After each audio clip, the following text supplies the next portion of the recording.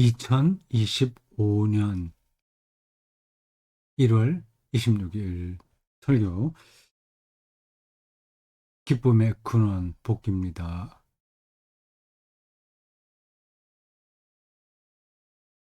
에스라와 느헤미야 시대 이야기입니다. 2440년 전 이야기예요. 까마득하죠. 숫자로는 우리가 2400여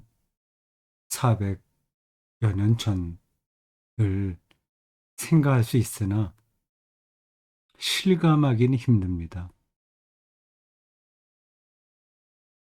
그거를 실감해야만 성경 이야기도 실감할 수 있어요. 뭐 실감하는 게 뭘 어렵냐. 당연히 실감한다 생각할 수도 있어요. 그렇지 않습니다. 우리가 어떤 사실에 대한 정보를 아는 거하고 정보가 가리키는 어떤 세계를 이해하는 거하고는 다릅니다. 우리의 일상생활에서 벌어지는 모든 것들도 마찬가지입니다.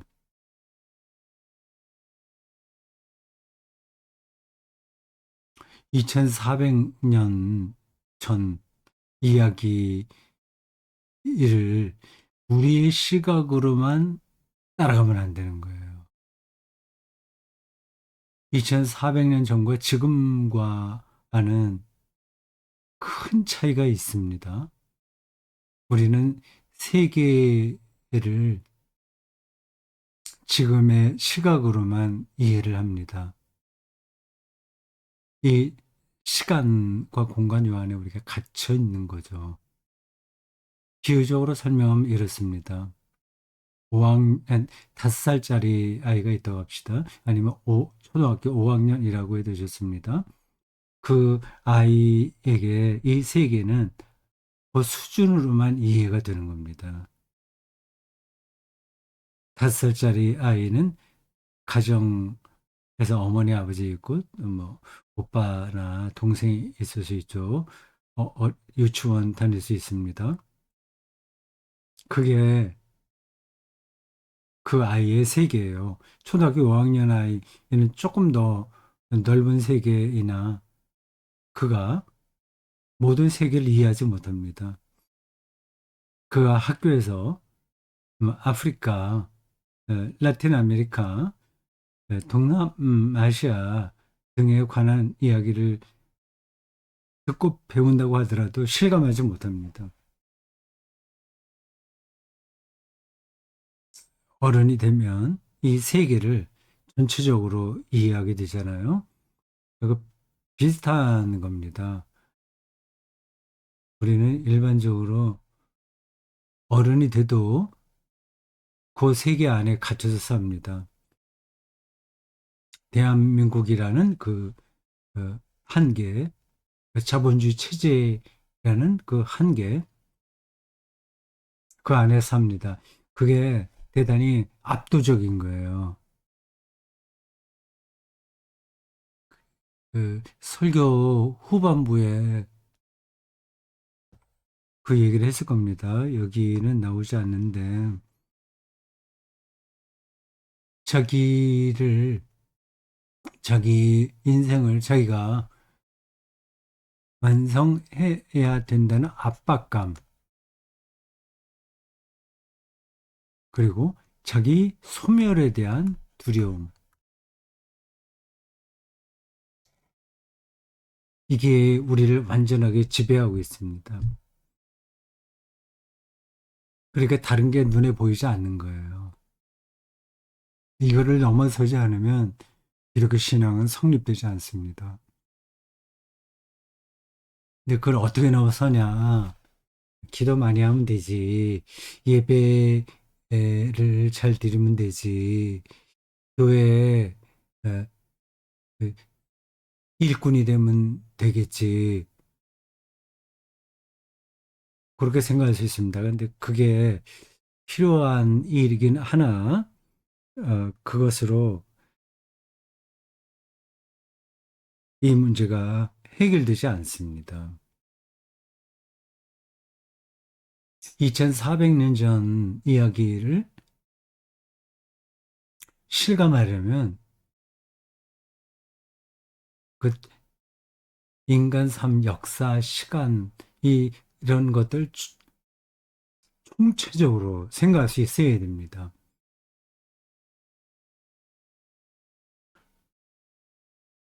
일반적으로는 그러한 생각하는 훈련이 우리에게 터없이 부족하기에 자기의 그 실존, 지금 놓여 있는 여기서 아, 벗어나서 혹은 초월해서 2400년 이야기를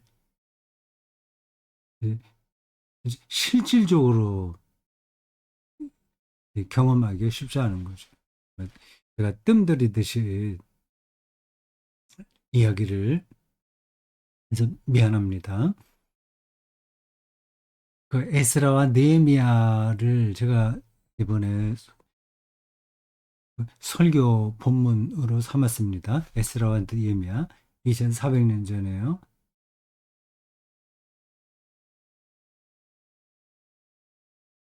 그리고 창세기까지 가면 뭐 138억 년까지 가겠죠. 이제 빅뱅도 생각해야 되겠죠. 빅뱅은 너무나도 아득한 음, 세월 아닙니까? 그러니까 그게 리얼하게 느껴지지 않는다니까요. 하나님의 창조를 얘기하는 사람들은 그걸 리얼하게 느껴야 됩니다. 빅뱅을 리얼하게 느껴야 돼요. 근데 그런 것들은 우리가 어떤 물리적 현상인지 알긴 하지만 우리의 삶하고는 지금 별로 상관이 없다. 일반적으로 그렇게 생각합니다. 지금 당장 내가 돈을 벌어야 되고 그리고 사람들에게 인정받아야 되고 또 가족 관계가 더 원만해야 되고 뭐 이런 경쟁 구도에서 뭐 아주 앞서지는 못한다고 하더라도 그렇게 처지지는 않아야 되고 하는 그런 모든 일상의 문제들이 있지 않습니까? 그게 우리에게 가장 어, 리얼하게 느껴지는 거잖아요.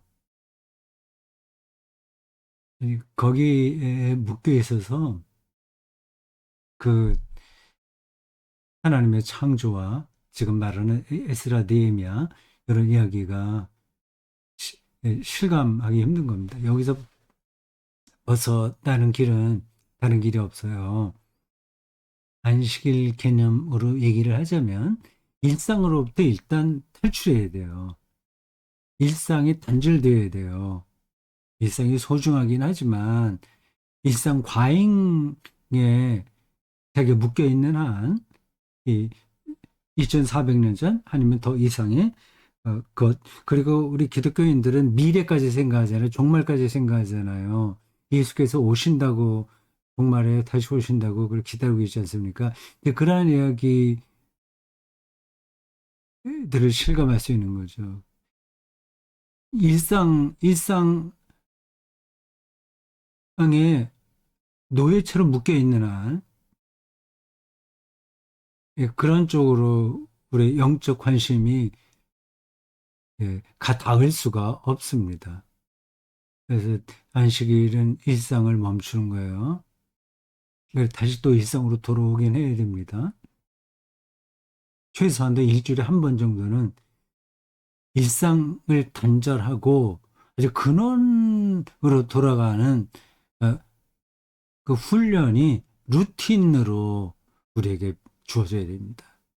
이건 루틴이 아니면 안 돼요. 테니스도 마찬가지입니다. 이론으로 아무리 어, 테니스 공을 치는 것을 많이 알아도 실, 프랙시스를 루틴으로 하지 않는 한 진도가 전혀 나가지 않습니다. 유튜브를 아무리 많이 보고 그 테니스 선수들 하는 거 그래도 제가 루틴으로 그거를 에, 프랙티스 실천하지 않으면 안 돼요. 그렇게 영성도 똑같습니다. 여기에 이제 다른 때도 말씀드렸습니다만은 설교자의 딜레마가 있는 거예요. 그럼 여기서 당장 먹고 살기에 눈코 뜰 새 없는 교인들이 어떻게 일상을 단절하고 성경의 세계로 들어올 수 있느냐 하는 거죠.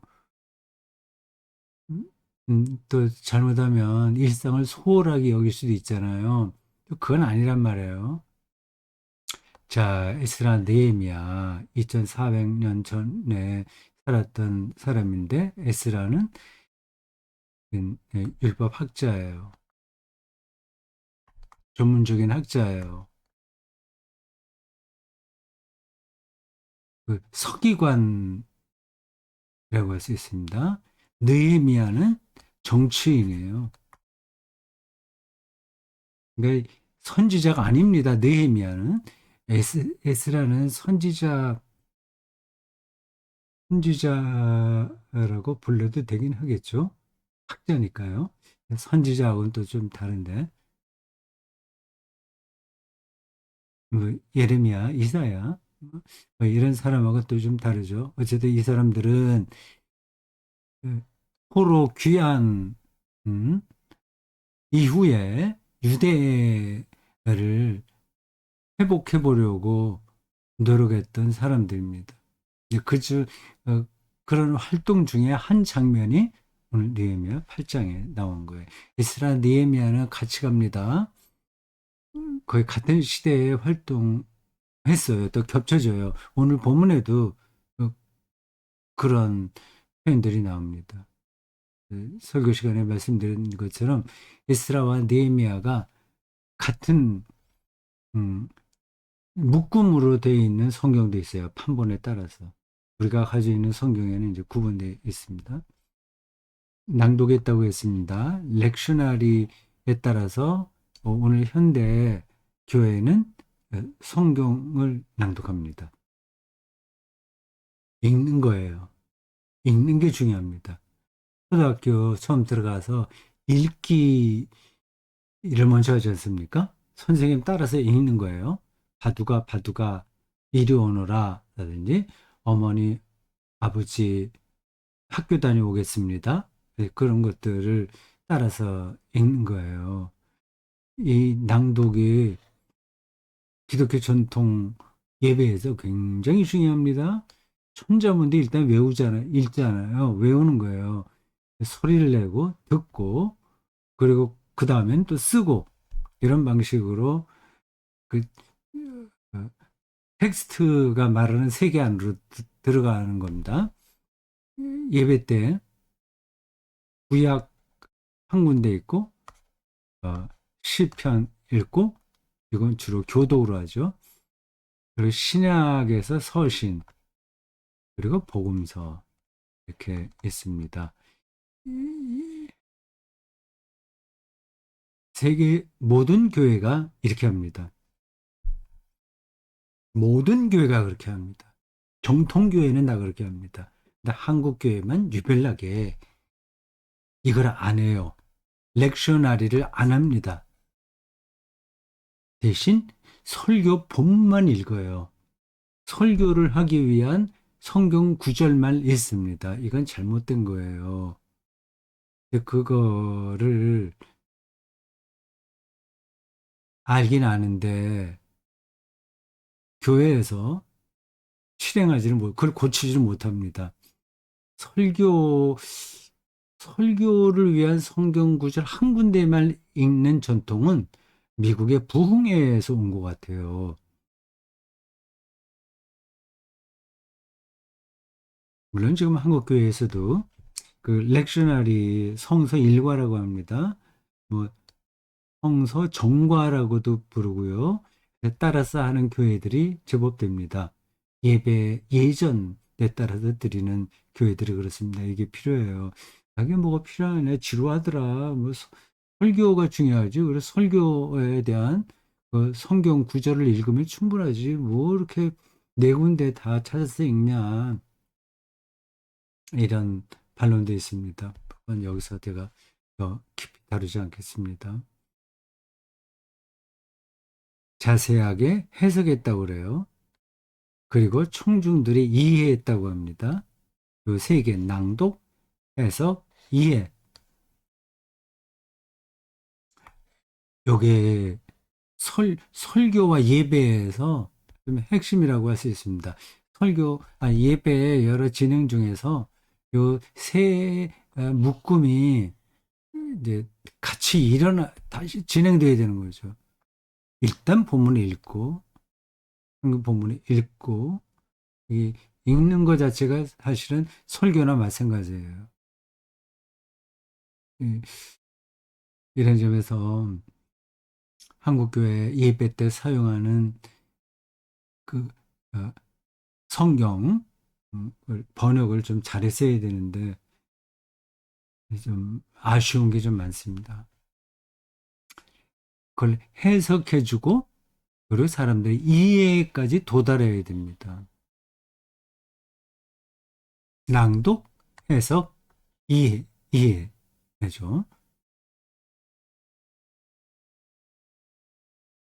이해, understanding이에요. understanding, 이해예요. 이해가 쉽지 않잖아요. 이해는커녕 오해가 많이 일어나죠. 아, 이거 뭐 성경에 이렇게 기록돼서 그러니까 무조건 그렇게 생각하는 겁니다. 동성애 이건 죄라고 그랬어. 바울이 분명히 그 로마서에서 그렇게 얘기를 했어. 여자가 순리대로 하지 않고 다르게 하고 남자가 순리대로 여자를 사용하지 않고 남자를 사용했다. 뭐 그런 좀 이상한 표현들이 있어요. 당연히 동성애에 대한 비판입니다. 그런 게 있으니까 이건 죄다 이렇게 선포하지 않습니까? 그게 제대로 된 해석이고 제대로 된 이해냐, 그걸 반성해야 됩니다. 어, 그러면 그걸 어떻게 해석을 하지? 그리고 다르게 이해한 거하고 잘못 이해한 거를 어떻게 구분하지? 이런 질문이 가능합니다. 그러니까 신학이 필요한 거죠. 한국교회는 신학 무용론에 대부분이 빠져 있습니다. 신학 무용론이요. 신학이 뭐가 필요해? 하나님의 말씀은 그렇게 인간의 이성으로 어, 읽고 그렇게 비판하고 그러면 안 돼. 무조건 믿어야지. 얘기합니다. 그러니까 이해가 돼야지 믿는 거 아니겠습니까? 믿을래도 똑바로 믿어야 되지 않겠습니까? 그런 주장대로라고 한다면 사이비 이단들의 아, 그 엉뚱한 가르침도 무조건 믿어야 되는 거 아니겠어요? 그들도 다 성경을 근거로 하고 있으니까 말이죠.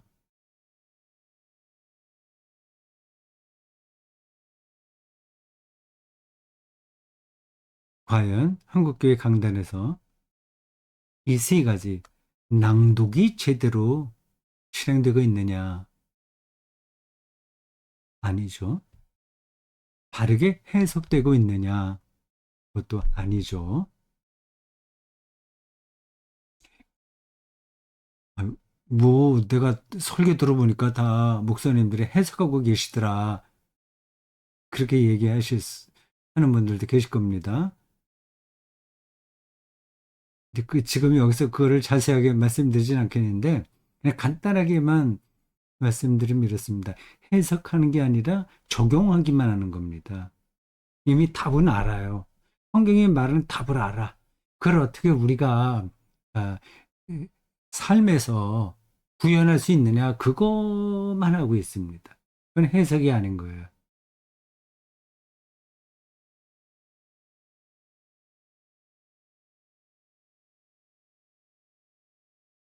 어떤 구체적인 예를 들어야 되겠는데 하진 않겠습니다. 설교 시간에 한두 문장은 말씀드렸어요.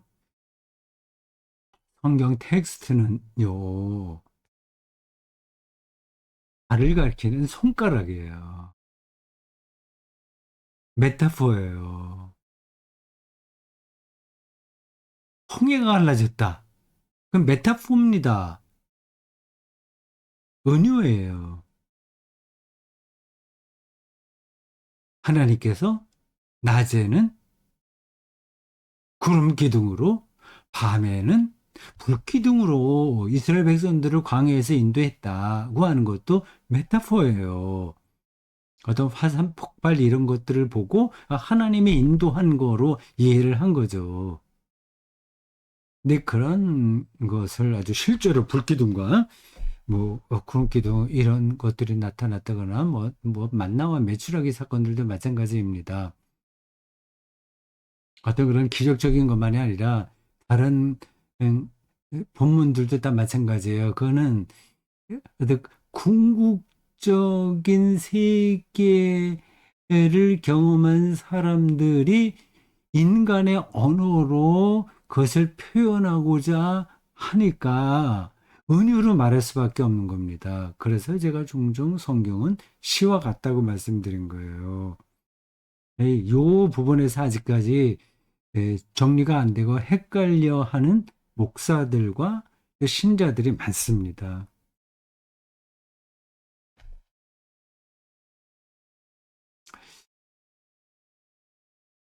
비상계엄 12월 3일에 있었던 거, 10월 27일 기독교 집회, 10월 27일에 있었던 것, 대단히 난폭한 행동이에요. 그들이 그렇게 세계를 이해할 수는 있습니다. 그 대통령이 볼 때 지금 대한민국은 거의 전시 상황이다. 아주 위급한 상황이다. 그러니까 경찰력으로 도저히 해결할 수 없는 그러한 카오스다. 그러니 군인을, 군사력을 동원해서라도 이 세상을 바로잡아야 되겠다. 그렇게 생각한 거 아니겠어요?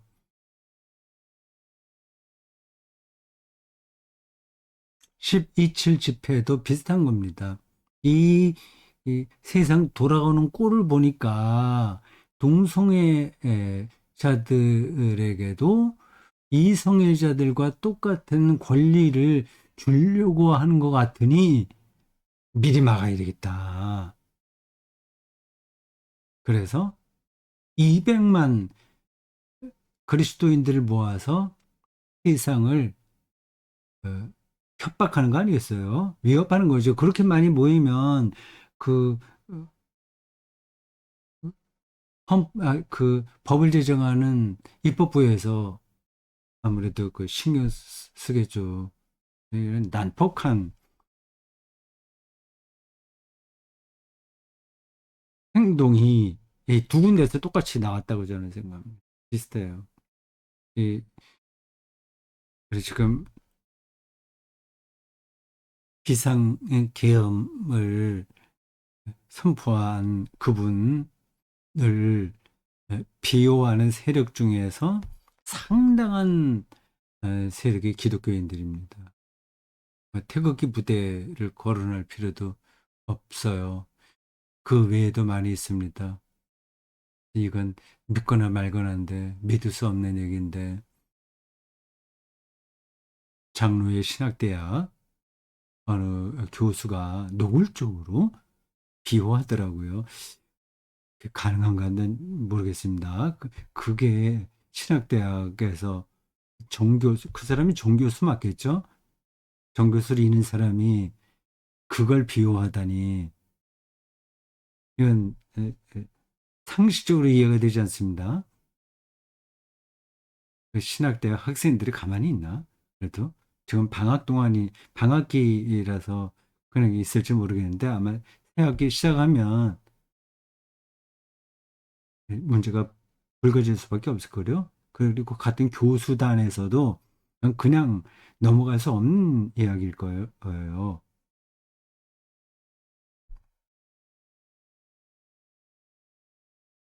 영혼의 떨림과 영혼의 자유라는 표현을 했습니다.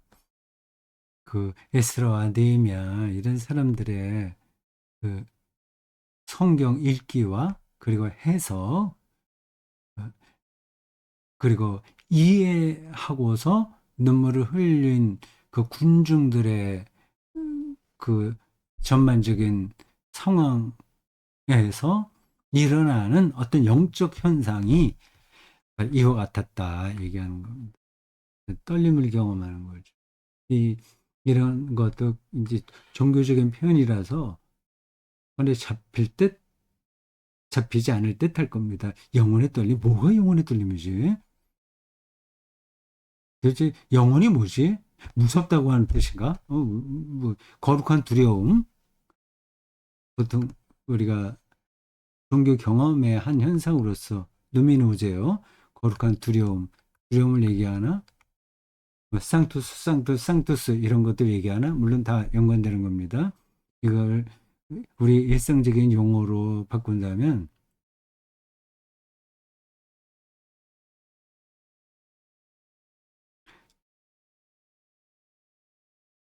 그 어떤 세력, 어떤 돈, 어떤 압력, 어떤 물질, 어떤 지식, 아, 그런 것들로 어, 좌우될 수 없는 어떤 충격을 받은 거예요. 그 영혼의 떨림이라고 해요.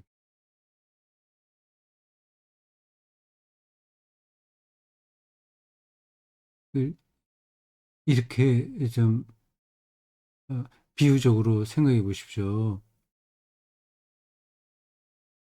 어떤 사람이 외계인을 직접 봤다고 생각해 보세요.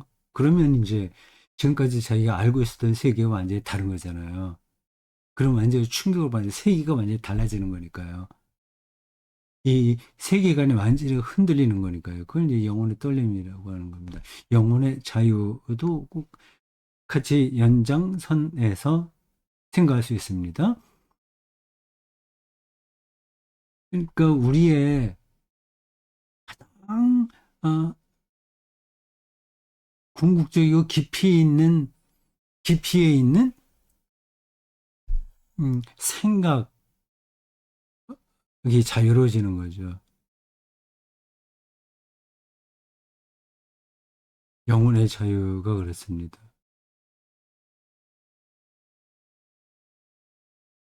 이렇게 직접적으로 말하면 되겠네요.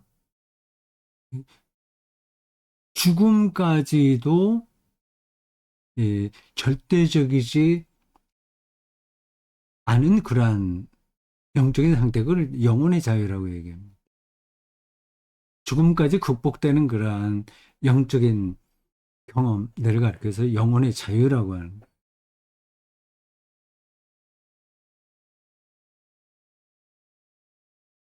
그 여호와 안에 있는 기쁨,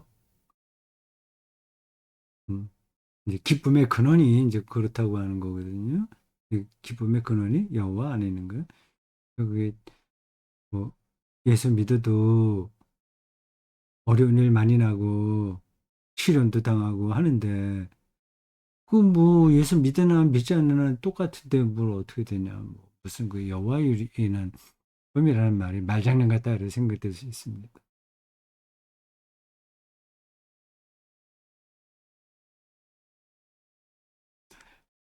두 단계로 설명을 드렸어요. 다시 또 똑같이 반복하지는 않겠습니다. 그 제가 설교자로서 거의 이제 막바지 오지 않았습니까? 나이가 말이죠. 몇 살까지 제가 설교자로 활동할지는 모르겠습니다. 이 현재 다섬교회 일주일에 한 번씩 설교 목사로 활동하고 서울엔 한 달에 한 번씩 가고 그래요. 그게 제 건강에 이렇게 뭐 계속 받쳐줄 수 있는 것도 아니고 또 고속도로 타고 운전해야 되니까 그 아침에 그렇게 가는 것도 이게 만만한 일은 아니에요. 못 나가게 된다면 아마 당분간은 더 온라인으로 설교를 하긴 할 것 같습니다.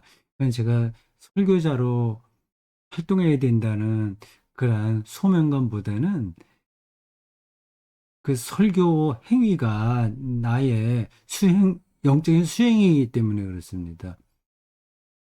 그 텍스트를 읽고, 성경 텍스트를 읽고, 그걸 해석하고, 피드백을 받고, 그게 나에게는 구원 과정인 거예요. 그러니까 조금 더 그런 방식으로 깊이 들어가는 걸 제가 느끼니까, 제가 설교자로 살지 않았다면, 이만큼 그 성경 텍스트의 깊이로 들어가는 거를 몰랐겠죠. 이제는 알게 됐고, 그리고 아직도 가야 될 길이 많다는 걸 알기 때문에, 여러 가지 조건이 맞지 않아서 집에만 머물러 있을 경우라고 하더라도 온라인으로 설교는 좀 더 할 수 있을 것 같습니다. 그러나 뭐 거의, 그러나 거의 다 지나갔다고 봐야 되죠.